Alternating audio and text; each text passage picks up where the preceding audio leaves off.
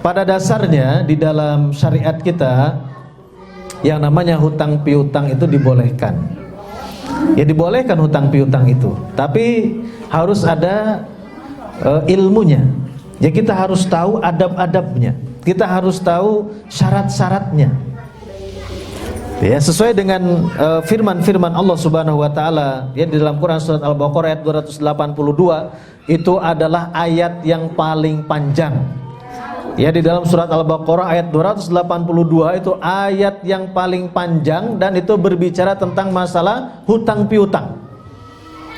Di dalamnya beberapa kali disebutkan catat, tulis.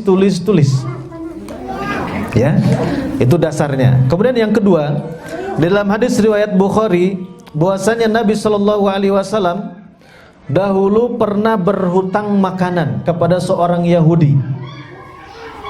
Ingat di sini harus diperhatikan pelan-pelan Bapak sekalian. Nabi dulu berhutang kepada Yahudi itu melakukan transaksi tidak tunai alias hutang piutang. Ini di dalam masalah makanan untuk memenuhi kebutuhan keluarganya. Ini pertama.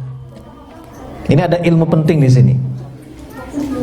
Jadi ketika berhutang yang dicontohkan oleh Nabi Shallallahu alaihi wasallam adalah untuk memenuhi kebutuhan pokok, bukan untuk memenuhi gaya hidup, bukan untuk memenuhi gengsi-gengsian. Ya. Jadi sesuatu yang apa? Sesuatu yang darurat. Nah, ini syarat yang berikutnya. Yang berikutnya itu harus darurat. Apa yang maksud dengan darurat? Kalau tidak kita melakukan satu hal itu, ini darurat Pak ya, Bu.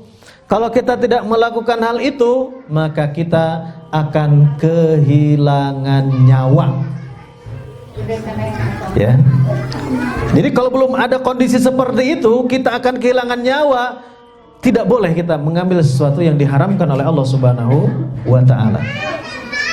Contoh kita sedang jalan atau tersesat di hutan misalkan Bapak sekalian, kita sudah sangat lapar sekali. Jadi sekeliling kita ada daun, ada pohon, tapi itu pohon daun beracun semuanya.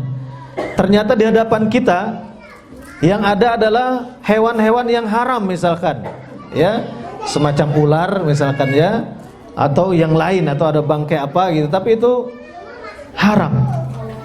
Ketika hanya untuk sementara ya, sementara menghilangkan lapar ini agar tidak mati kita, maka saat kondisi itu sesuatu yang haram bisa berubah hukumnya. Untuk menyelamatkan apa? Jiwa. Karena tujuan maqasidus syariah, salah satunya Allah menurunkan syariat Islam itu untuk hifdun nafs, menjaga apa? Menjaga jiwa. Itu darurat Bu. Itu definisi darurat. Kalau sekarang kita belum punya rumah, apakah rumah itu harus mesti atas nama diri kita sendiri? Tidak. Karena masalah rumah mah ada pilihan. Kalau kita belum punya rumah masih bisa sewa. Ini ada pilihan, di situ nggak darurat. Kalau darurat itu tidak ada pilihan, dan kalau kita tidak memilih, mati kita, itu darurat. Jadi darurat itu mati atau tidak kita, itu darurat Pak. Ya. Yang kedua, masalah kendaraan apakah harus atas nama pribadi? Tidak. Kendaraan ada pilihan. Kalau tidak punya sendiri, bisa juga nyewa. Sekarang banyak kendaraan online, ya, itu bukan darurat. Ya. Nah ini harus dipahami memang ilmunya Bu sekalian. Ya. Itu tentang bab utang piutang. Satu untuk masalah-masalah pokok, ya. Kemudian tadi darurat. Yang ketiga, sesuai dengan hadis yang berikutnya, ketika tadi Nabi berhutang makanan kepada seorang Yahudi dengan tidak kontan alias hutang, apa yang dilakukan oleh Nabi?